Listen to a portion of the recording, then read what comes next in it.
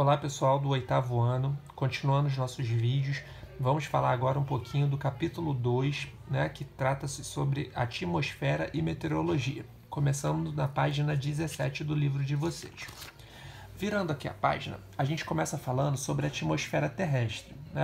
A atmosfera nada mais é do que a camada de gases que a gente tem aqui. A camada de gases não, é a camada de ar que a gente tem no nosso planeta. E essa camada de ar ela é composta por diversos gases vitais, como por exemplo o oxigênio, que ele é o gás necessário ali para a nossa respiração, mas tem também o gás carbônico, que é necessário para as plantas, para poder realizar o processo de fotossíntese e liberar mais gás oxigênio para a gente, dentre outros gases, como o nitrogênio e tudo mais. A atmosfera também, pessoal, ela é responsável por amenizar os efeitos nocivos dos raios solares. O que são efeitos nocivos? São efeitos que provocam mal à nossa saúde. Então, quando o raio solar, a radiação, ela penetra no nosso planeta, a atmosfera ela ajuda a reduzir o impacto da radiação na nossa superfície. Então, é como se fosse uma película de proteção.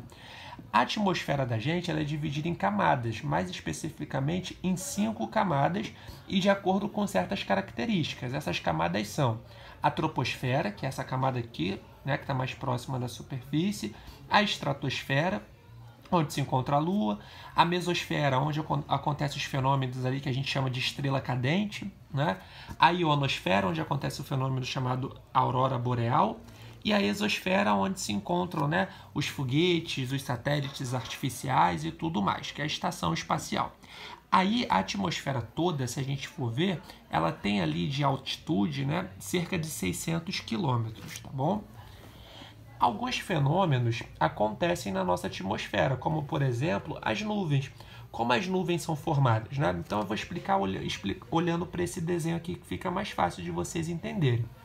A gente tem aqui a água do mar, por exemplo. Essa água do mar ela é aquecida pelo calor do sol. Aí o calor do sol faz, à medida que vai aquecendo a água do mar, vai fazendo com que ela evapore. Aí aquele vapor de água, ele vai se condensando, se juntando e formando ali o quê? As nuvens. Com o passar do tempo, essas nuvens vão precipitar. Precipitação é a mesma coisa que chuva. E a água retorna ali para aquele ciclo que vai ser evaporado, condensado, precipitado e o ciclo vai continuar. Então aqui nesse desenho explica o ciclo hidrológico, ou seja, o ciclo da água. Como funciona a formação das nuvens, que é por meio da condensação do vapor da água, e como funciona a precipitação, que é quando aquela nuvem bem concentrada, bem condensada, começa a liberar a água no estado líquido novamente, ok? Aí uma coisa que é muito falada também quando a gente fala de atmosfera é a questão da pressão atmosférica. Quem descobriu que no ar que tinha peso foi um cientista italiano chamado Torricelli. Ele que provou que na atmosfera existe uma pressão. E essa pressão sobre a superfície exige um peso. E esse peso ele é medido por um aparelho chamado barômetro, que é um aparelho meteorológico. A gente vai falar mais um pouquinho dele na frente. Por exemplo, em lugares mais altos, a pressão ela é menor do que em lugares mais baixos. Isso por quê? Porque tem uma camada menor de ar acima da superfície, gerando menor pressão sobre ela. Vamos voltar aqui para o desenho para explicar isso. Vamos imaginar o seguinte, que eu estou aqui na troposfera.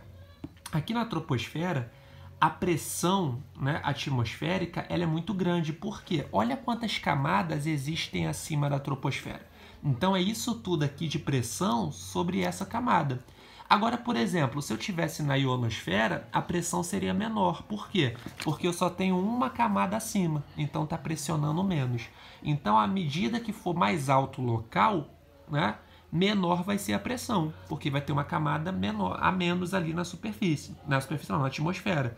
Agora, quanto menor, quando menos altitude tiver o local, maior vai ser a pressão, porque tem muitas camadas em cima dela. Ok? Aí, virando o livro, a gente tem um exercício aqui, múltipla escolha, a respeito desses fenômenos meteorológicos. E no próximo vídeo eu vou explicar para vocês as questões sobre a meteorologia, que é a ciência que estuda os fenômenos meteorológicos. Bons estudos, pessoal!